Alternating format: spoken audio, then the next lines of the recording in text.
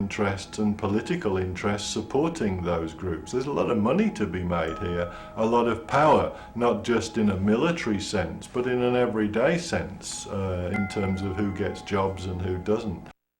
From cyborgs with very long lifespans to downloading consciousness itself into a machine, transhumanists say that it is impossible to predict exactly what a post-human will be, but it will indeed be better than human. Such lofty promises are understandably being embraced by many people in search of a better world for everyone. So-called techno-progressives wish to see this technology developed, but also want to make sure that it is equitably distributed throughout all strata of society. Techno-progressives are rivaled by various people, including bioconservatives, those people opposed to the creation of posthumans, and surprisingly, also by experts within the fields of convergence itself. Marvin Minsky, the originator of artificial neural networks and the co-founder of the Artificial Intelligence Lab at MIT, has said, "Ordinary citizens wouldn't know what to do with eternal life. The masses don't have any clear-cut goals or purpose." No matter how you look at it, the singularity is being promised as the great solution to our 21st century global problems. Thanks to such early work as the Human Genome Project, we will be able to decode DNA itself. Through the use of applied genetics, science will be able to improve the human race. What most people don't realize is that this concept is not new. It is, in fact, a repackaging of what was once called eugenics.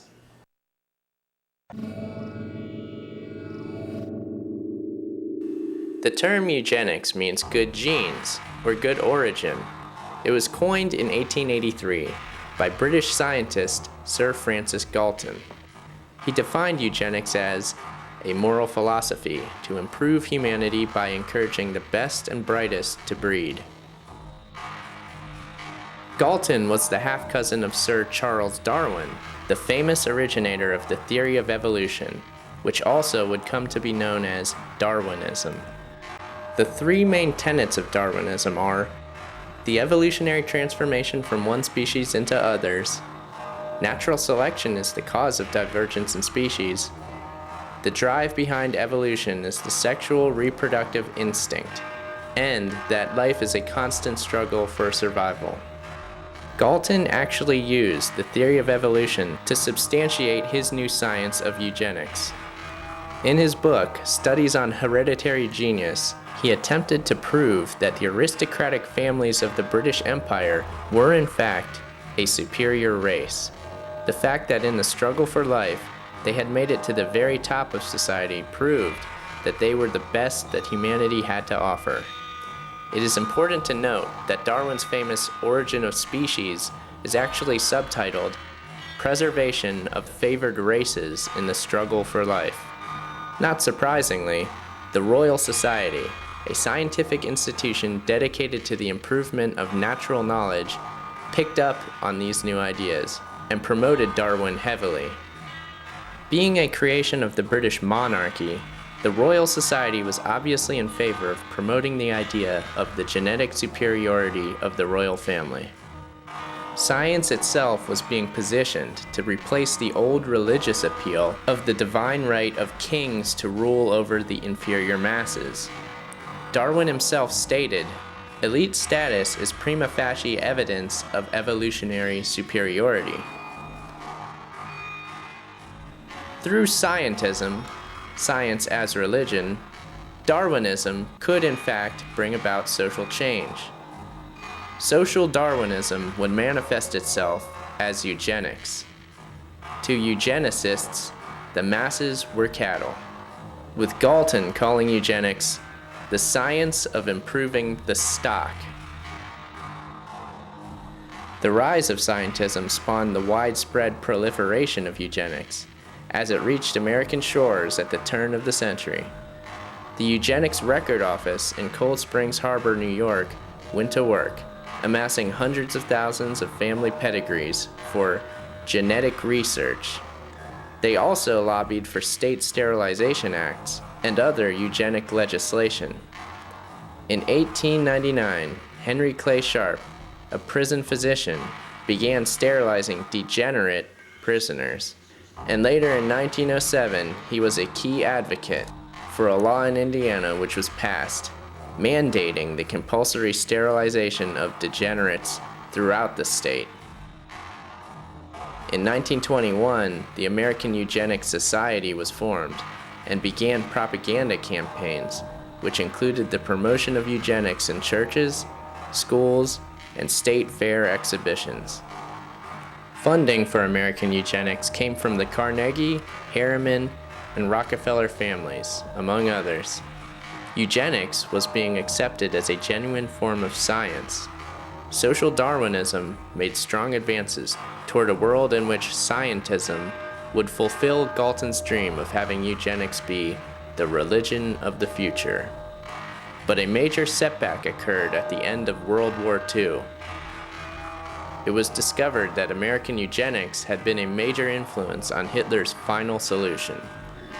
In 1934, Rudolf Hess had stated that National Socialism is nothing but applied biology. Hitler had only wanted to preserve the best German stocks and elevate them to a dominant position within society. It was at this point in eugenics history that a crucial move had to be made in order to hide eugenics from the now aware masses of humanity. Prominent eugenicist Julian Huxley stepped up and offered a solution. He simply invented a new word to replace eugenics, that term being transhumanism, which he defined as a need for mankind to realize the importance of steering the direction of its own evolution.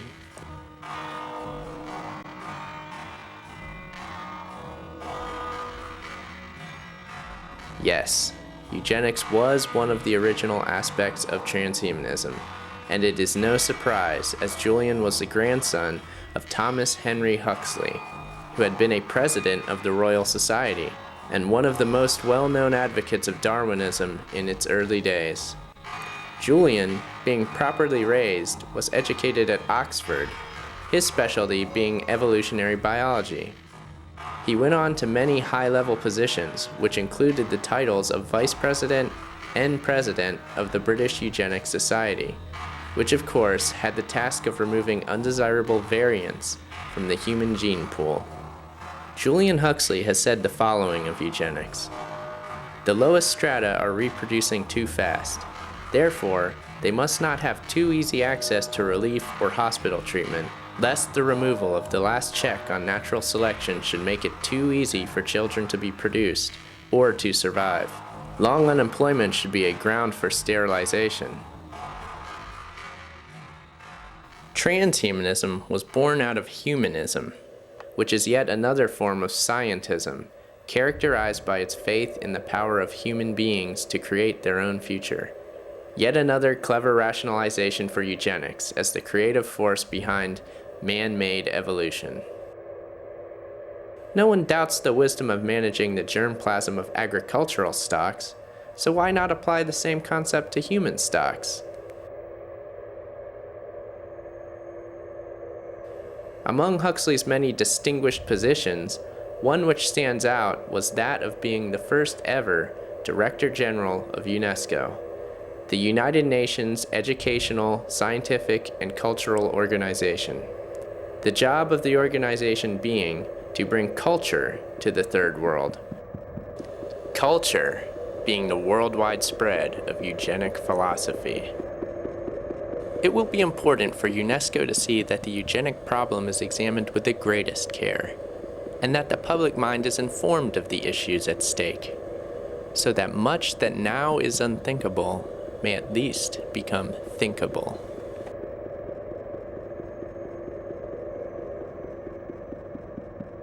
Darwinism is a religion to the global power elite, who do believe themselves superior to the masses of humanity.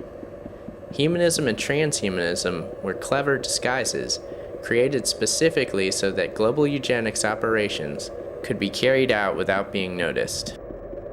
Insiders referred to their continued work as crypto-eugenics, as they were carried out covertly. Prominent among this crowd was the grandson of Charles Darwin, Charles Galton Darwin, a distinguished fellow of the Royal Society and president of the British Eugenics Society. In 1952, his book The Next Million Years was published. In it, he describes 5 great revolutions throughout human history, the 5th of which had not yet happened, but when it did, it would kickstart the next million years of human evolution. This 5th revolution would involve using science to alter human nature itself, possibly creating a race of supermen. This, of course, is the familiar transhumanist ideal of the post-human. If man is really a tame animal, there is no reason why breeds of man should not be created. Although Galton Darwin was skeptical of this point, because he believed that man is untamable. He goes on to illustrate this point with a hypothetical story of an island in which a visionary director gathers a variety of highly skilled people and institutes a social Darwinistic breeding program. Members of the island breed with each other based on their unique talents, intelligence, or beauty. For instance, 2 athletic people would give birth to a new generation of superior athletes. The population would become tame, but the island's director would not. Though it might conceivably be possible to tame the majority of mankind, this could only be done by leaving untamed a minority of the population. Moreover, this minority would have to be the group possessing the most superior qualities of all. The message is clear. Darwin is legitimizing the elite ruling class, which he himself is a part of. The 3rd tenet of Darwinism, that sexual instinct causes conflict, is also addressed in this book. Galton Darwin offers up a scientific solution. With the knowledge of the various sexual hormones, it might also become possible to free the majority of mankind from the urgency of sexual impulse, so that they could live contented, celibate lives. He goes on and on about how the struggle for survival will cause global conflict, and that eugenics operations will be a necessity to control population growth. He applauds China for its long history of civil services, which predate those of Europe by millennia. China is described as the model type of civilization for a world which will ultimately be unified through technology. Galton Darwin has a fascination with insects, stating that humans should resemble workers in an anthill. He goes on to say, "There might be a drug which, without other harmful effects, removed the urgency of sexual desire, and so reproduced in humanity the status of workers in a beehive." It is this human beehive which has been the ideal society in the eyes of elites for a very long time.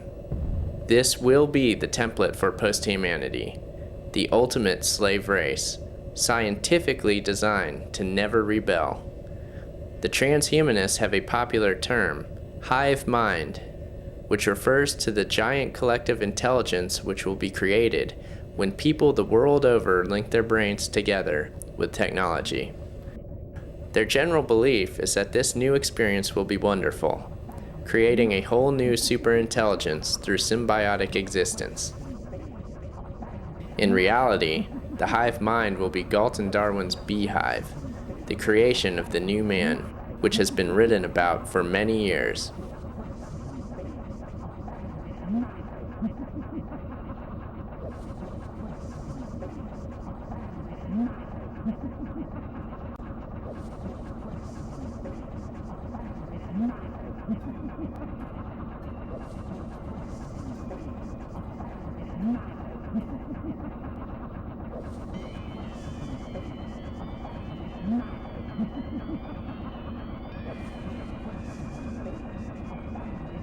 I'm totally convinced that the human race is being mutated according to a scientific method.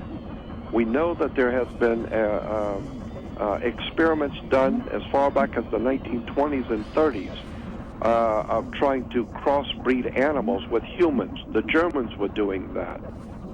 all the main eugenicists, Margaret Sanger, H.G. Wells, the Princes, Prince Bernhard, That's right. said Yep. they're going to make two different species, and then BBC, while I was making the film, showed this little goblin creature that we're going to be, and then they're going to be these beautiful blonde-haired, blue-eyed people, and they hate us so much, they want to make themselves better than us, so they actively want to kill most of us and then have a clown goblin creature that they call the old humans that they laugh at. That's exactly right. We know the GMO food's changing our genetics. We know we're genetically getting dumber, not just chemically. Go ahead. This is massive, folks. That's right. That's what I've been looking at for 48 years, the complete transformation and transmutation of the human spirit into a whole new kind of creature. Transhumanism fills people's minds with hopes and dreams of becoming superhuman. But the fact of the matter is that the true goal is the removal of that pesky human sexual urge, and ultimately, of free will itself. Post-humanity will be a new human which has been genetically engineered and brain-chipped for total control. Part man and part machine, the new man will no longer be in need of his sexual reproductive function. I understand that this is not what the average transhumanist wants to hear, but we must realize that such a bizarre and horrific future is not only possible, it is intended. Although we won't arrive at this point overnight. First, we must step into the world of virtual reality, where our identity as purely human will blend with that of our new virtual persona. In virtual reality, you can be someone else. You don't have to be the same boring person all the time. I mean, you all have these personalities inside you that don't quite fit with your bodies in real reality. So basically, most people just, kill them all off. Some people don't actually keep any of their personalities, which reminds me of some of my old boyfriends, but that's another story. And you read the eugenicists, you read the government plans, they are now doing it, inserting us into a matrix. You're being sucked into your iPhone, sucked into your video games, you're already interfacing. By 2020, there'll be an entire three-dimensional universe in cyberspace, with virtual countries and governments, virtual schools and universities, virtual property and